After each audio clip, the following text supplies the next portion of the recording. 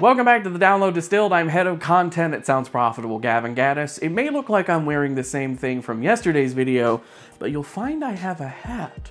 It's time for the Download Recap. That's your Friday recap of all the top stories from this week in the business of podcasting, brought to you by Podscribe. And today, I've got 5 good ones for you. Let's start off with Reversing the Algorithm for Women in Podcasting by Tom Webster. This one is from our Thought Leadership series published every Wednesday. Tom talks about how, despite the fact that the census shows 51% of residents in the United States are women, men tend to take over, with 56% of podcasting in the podcast landscape reporting male. Tom proposes this isn't necessarily because podcasting has lost women as a demographic, but more that there are more mega hits that are male-focused in recent years that have tipped the scales in their favor, and it's up to podcasting to be proactive and actively recommending and promoting more women-focused properties in those male-focused ones too, to help get that other side of the equation going. Next up, from Voxtopica, the podcast influenced the listening habits of registered voters. This study interviewed registered voters who listen to podcasts, and good news, they trust podcasts more than any other form of media. That's pretty dope.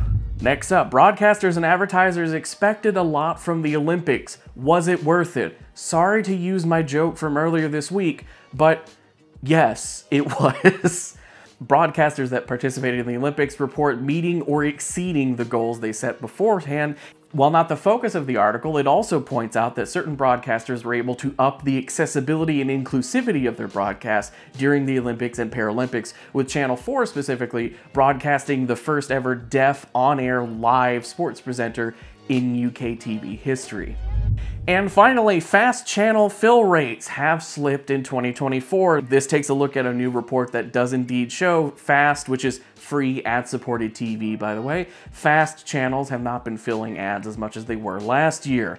This could be because there is a big flood of new inventory introduced by companies like Amazon this year, and it also could be something to do with the fact that the industry of FAST and connected TV overall is having some teething troubles as it grows quickly, including but not limited to transparency problems where people aren't aware of where their ads are running, which is suspiciously similar to some problems that podcasting had a few years ago. You can read my full write-up of all those stories or listen to the podcast with myself and Newton Shuttlecotty reading them to you by heading over to soundsprofitable.com. And of course, up on the front page, you can sign up for the newsletter and get next week's issues of the Download sent to your email inbox directly. I have been your Gavin Gaddis for the week. You have been a wonderful person for watching so far into this. Thank you, and I will see you next week. Until then, have a good weekend.